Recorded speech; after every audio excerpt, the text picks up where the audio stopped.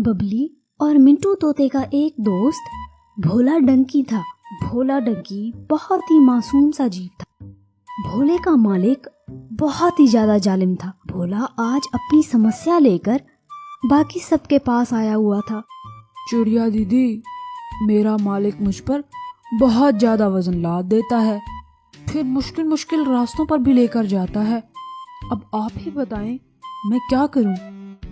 मैं जानती हूँ तुम्हारे मालिक को, वो तो बहुत ही ज्यादा जालिम है।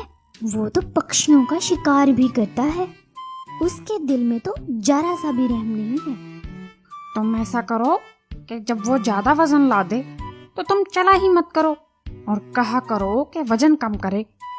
अरे मिंटू तोते, शुरू शुरू में मैंने ऐसे ही किया था, लेकिन उसने मेरी बात मानने की बजाय मुझे डंडे के साथ बहुत मारा। वो दिन है और आज का दिन। मैंने कभी भी फिर चलने से मना नहीं किया। वो जितना भी वजन लाद दे, मैं चुप करके चल पड़ता हूँ। अरे भोले मेरे दोस्त, फिर अब इसका क्या उपाय है? तुम तो भागकर भी कहीं नहीं जा सकते हो। वो तो तुम्हें हर जगह से ढूंढ लेगा। अच्छे से जानता हूँ तुम्हारे मालिक को मैं। यही तो समस्या है, इसीलिए तो तुम सबके पास आया हूँ, ताकि मुझे कोई अच्छा सा मशवरा दो। मेरा तुम सबके अलावा तो कोई दोस्त भी नहीं है ना। भला और कहाँ जाता मैं? ठीक है भोले, हम तुम्हें सोच कर बताएंगे। चिंता मत करो, इसका भी कोई ना कोई उपाय जरूर निकाल लेंगे हम।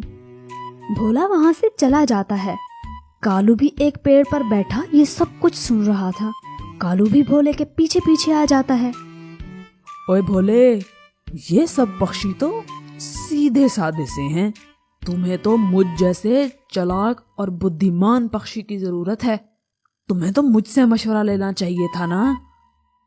भोला तो था ही भोला, उसने सोचा इसी से ही मशवरा ले लेता हूँ। तो बताओ ना कालू भाई, आप कुछ। मैंने तो आपकी बहुत सारी कहानियां सुनी हैं।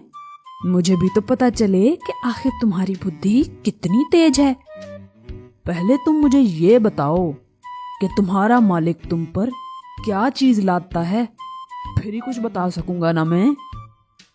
मेरा मालिक पहाड़ों से नमक निकाल कर लाता है, इसीलिए आजकल वो मेरे पर नमक ही लाद रहा है, और वो भी बहुत ज्यादा। हाँ, फिर तो मसला ही कोई नहीं है।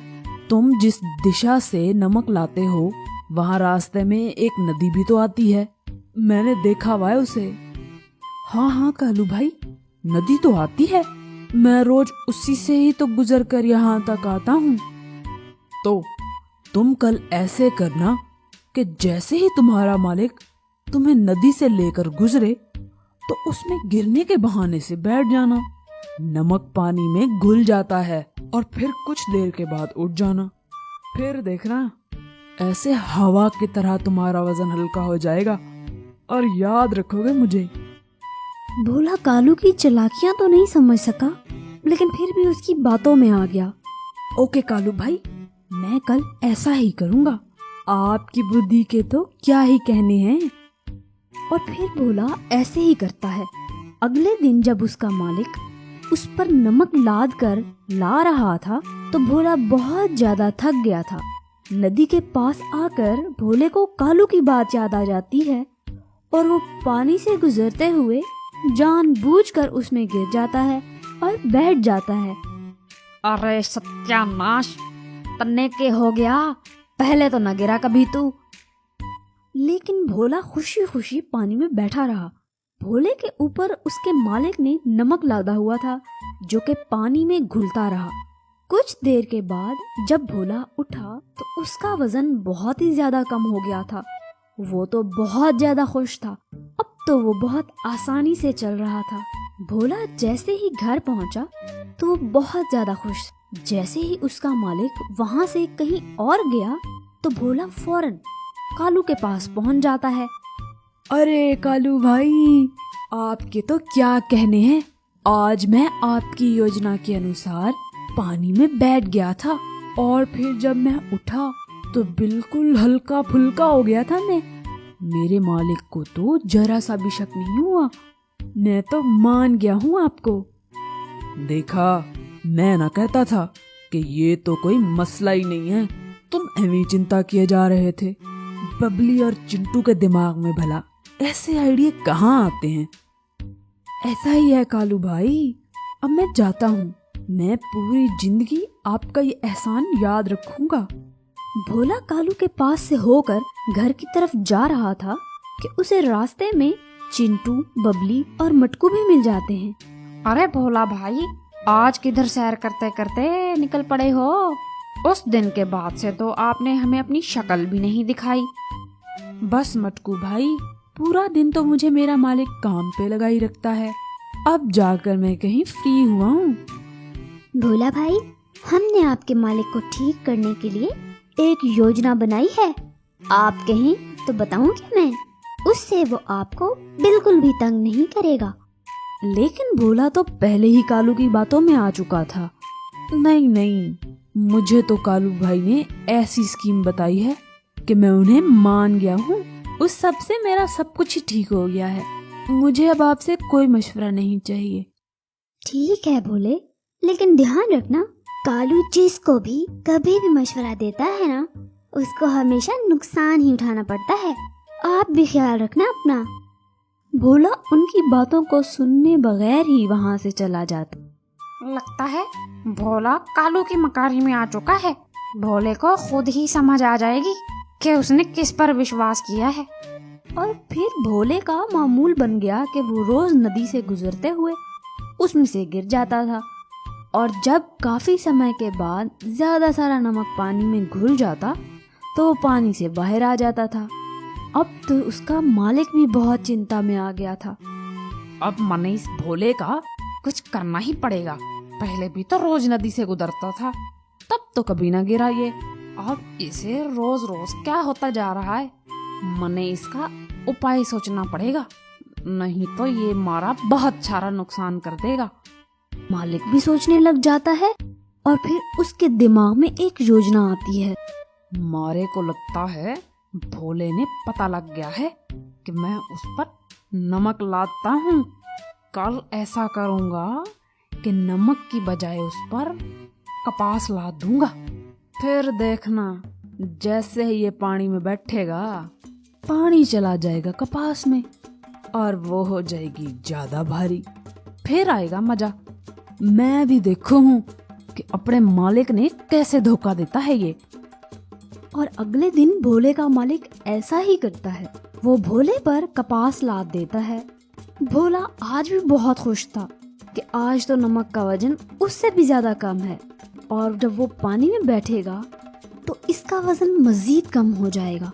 और फिर नदी से गुजरते हुए हस्बे मामूल वो उसमें गिर जाता है और काफी देर पानी में बैठा रहता है। लेकिन जब भोला पानी से निकलता है तो उसका वजन तो बहुत ज्यादा बढ़ गया था।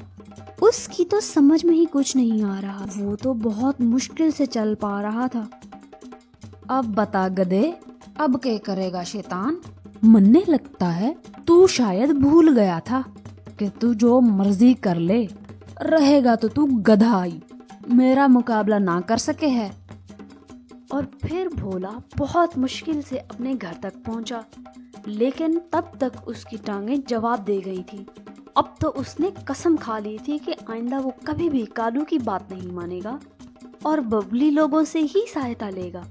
हमें इस स्टोरी से सीख मिलती है कि हमें अपने दोस्त देखभाल कर बनाने चाहिए और हर किसी पर अंधा विश्वास नहीं करना चाहिए, वरना हम भी भोले की तरह बस पछताते ही रह जाएंगे। जंगल में बारिशें हुए काफी समय हो गया था, जिसके कारण सारे जंगल से पानी तकरीबन खत्म हो गया था। अब पूरे जंगल में सिर्फ एक ही जगह बची थी, जो कि एक कुआं था, और वो कुआं कालू के घर के पास था। जैसे ही कालू ने देखा कि पूरे जंगल से पानी खत्म हो रहा है, तो उसने जल्दी से उस कुएं पर कब्जा कर लिया। अब वो उस कुएं का पानी सारे पक्षियों को बहुत महंगा करके बेचता था। कालू जी, आज पानी दे दें, कल से पक्का पूरे 20 मकई के दाने लाऊंगा। आज मैं जरा थका हुआ हूँ ना, इसलिए थोड़े दाने ला सका। अगली बार पक्का पूरे दूंगा। ना जी ना, मैंने पानी मुफ्त देने के लिए थोड़ी रखा है कि तुम जैसे गरीब पक्षियों को बांटता फिरूं मैं। जब पूरे दाने हुए तभी आना, तभी पानी मिलेगा। तभी वहाँ बबली भी कालू से पानी खरीदने के लिए आ गई थी, जो कि पूरे 20 मकई के दाने लाई हुई थी। ये लो कालू, 20 मकई के दाने हैं और मुझे पानी दे दो। ये देखो कबूतर, ऐसे लेते हैं पानी, और तुम मुंह उठाकर मुफ्त में ही पानी लेने आ गए थे। सीखो कुछ बबली से। क्या हुआ कबूतर भाई, क्या आपके पास पानी के लिए पूरे दाने नहीं हैं? जी बबली दीदी, आप समझाएं ना कालू को कि मैं पहले हमेशा पूरे दाने तो देता था। आज मैं बहुत थका था और प्यास भी बहुत लगी थी, इसीलिए ऐसे ही आ गया हूँ। आप इसे समझाएं ना कि ये मुझे थोड़ा सा पानी दे दे, वरना तो मैं प्यास से ही मर जाऊंगा। बबली जानती थी कि कौवा जरा भी रहम नहीं करेगा।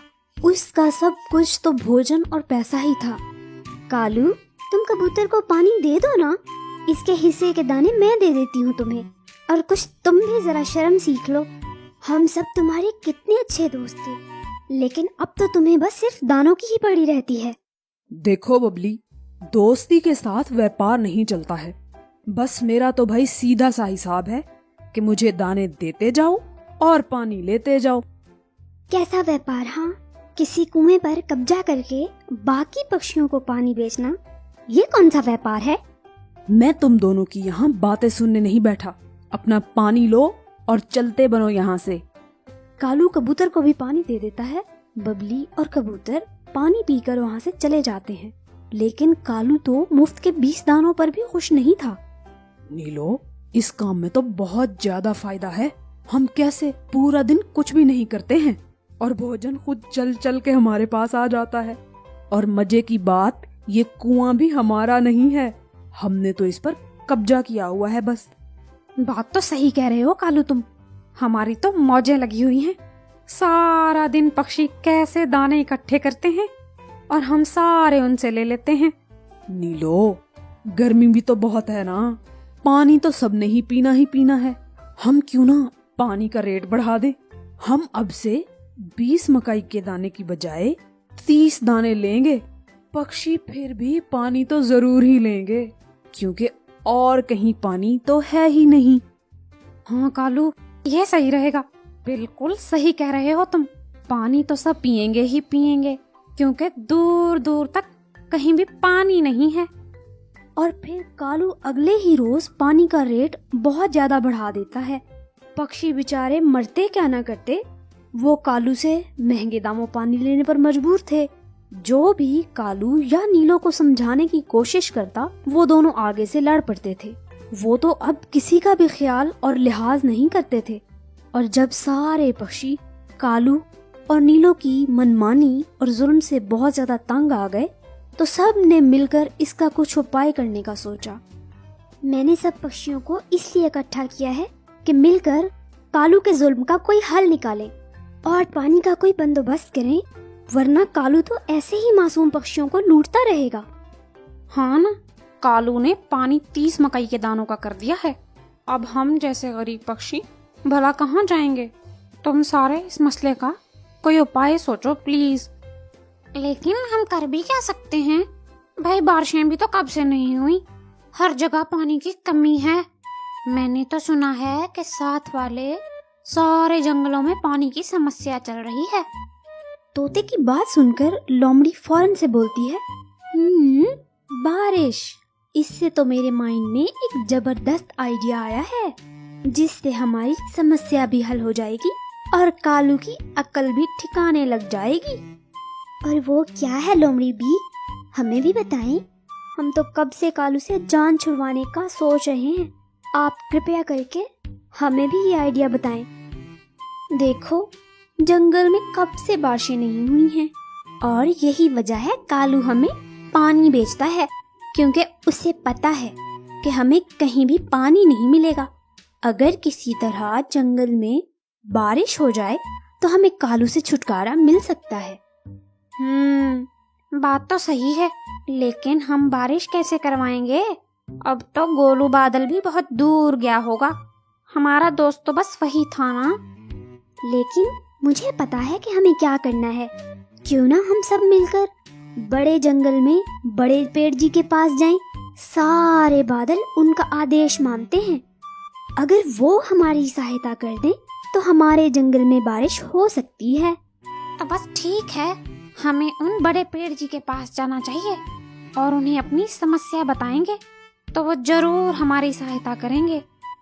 वो सब मिलकर बड़े जंगल की तरफ उड़ना शुरू कर देते हैं और काफी ज्यादा उड़ने के बाद वो बड़े जंगल में पहुंच जाते हैं। काफी देर उड़ने के बाद उन्हें एक जगह एक बहुत ही बड़ा पेड़ दिखाई देता है, जिसे वो देखकर ही समझ जाते हैं कि वो बड़े पेड़ जी हैं। सारे उनके पास पहुंच जाते हैं। अरे पक्षियों, खैर तो है? मेरे पास कैसे आना हुआ? लगता है बहुत दूर से आए हो। अपनी समस्या बताओ मुझे, मैं जरूर सहायता करूंगा।